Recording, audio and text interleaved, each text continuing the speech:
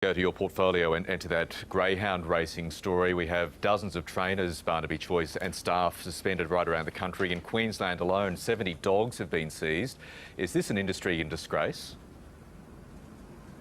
Well, the industry itself is making sure that it's at the forefront, saying that it finds the actions completely reprehensible and needs to be fixed. And I'm happy that they have decided to really be part of the solution. It's also a strong role for the police and the RSPCA, and they're also part of this process. And no one's condoning the actions that we saw and we hear about. This is completely out of bounds, and once more as a sign of a lesser approach to how you deal with issues. We are not going to have sort of the barbarous treatment of other animals as a mechanism for inspiring a dog to run faster. But doesn't this show that self-regulation hasn't worked, Barnaby, Joyce? And these separate inquiries in some states are still involving the industry. Shouldn't an independent organisation take an arm's length view of just what's been going on greyhound racing tracks? Well, people do have the RSPCA, the police, they do have the capacity to, if they believe a crime is being committed, to go and investigate it. That's exactly what happens, and the industry itself has billions of dollars of reasons as to why they want to have a better image, and this latest attention they've got on the use of live animals is not the image they want, and it's not the image that attracts money and investment into the sport of greyhound racing. The ABC has identified a former integrity manager, an integrity manager from Greyhound Racing Victoria, as being involved in training sessions involving live bait. Does that suggest to you, Minister, this is a systemic problem we're dealing with? Well, as long as we're hearing about him, we're obviously finding out we have a mechanism of getting to the bottom of these issues.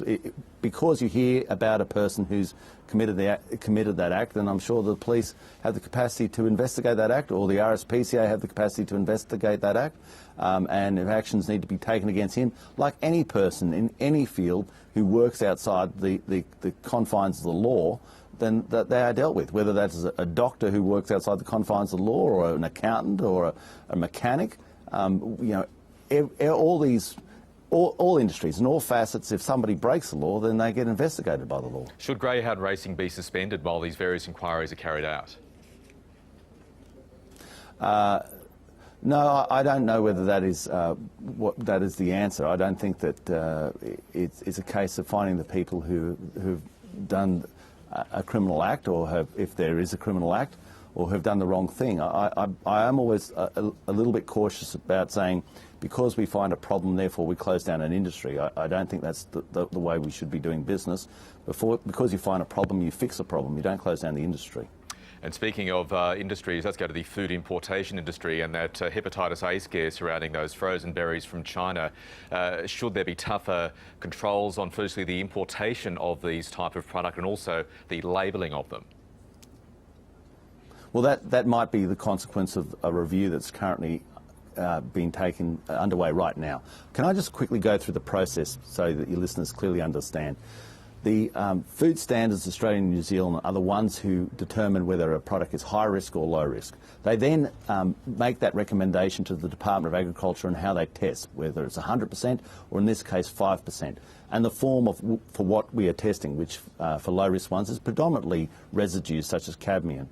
If there is a reason for something to go from low risk to high risk, then the health ministers get together and change the requirements for that, and increase the surveillance that they ask the Department of Agriculture then to undertake. So that review is happening right now. The health ministers are discussing this issue right now. My meeting with Senator Nash, who has responsibility, was last night in regards to this issue. So as this issue has come to light, we have made sure that we're on our front foot and trying to deal with it.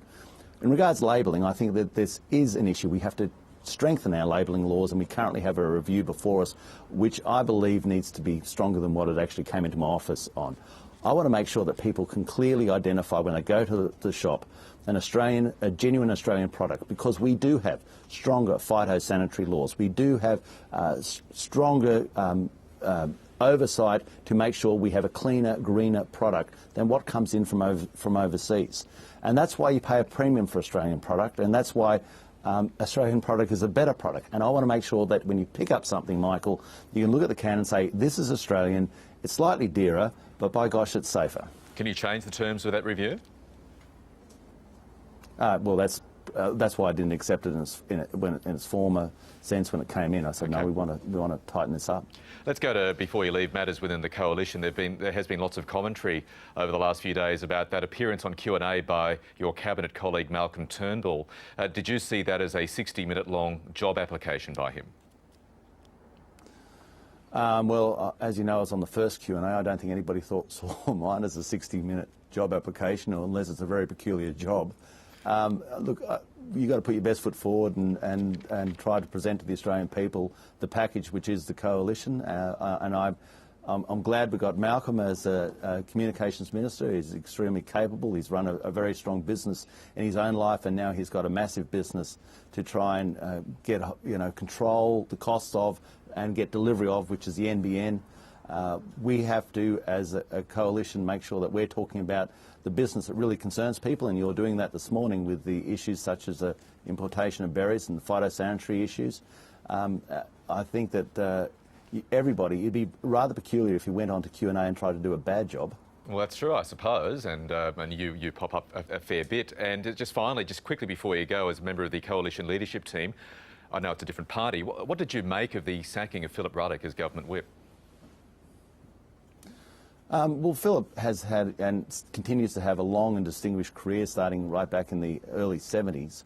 I've got to also support Scott Buckholt, who used to be my Chief of Staff. I mean, Scott has also got great credentials in this area. So, I just think this is part of the normal transition that happens in any organisation. Michael, if I come back in 4 decades' time and find you on the couch, I'd be rather surprised. I can make that ironclad guarantee to you now, Barnaby Joyce, you won't find that. Thank you very much for your time from Tamworth this morning. You're welcome, Michael.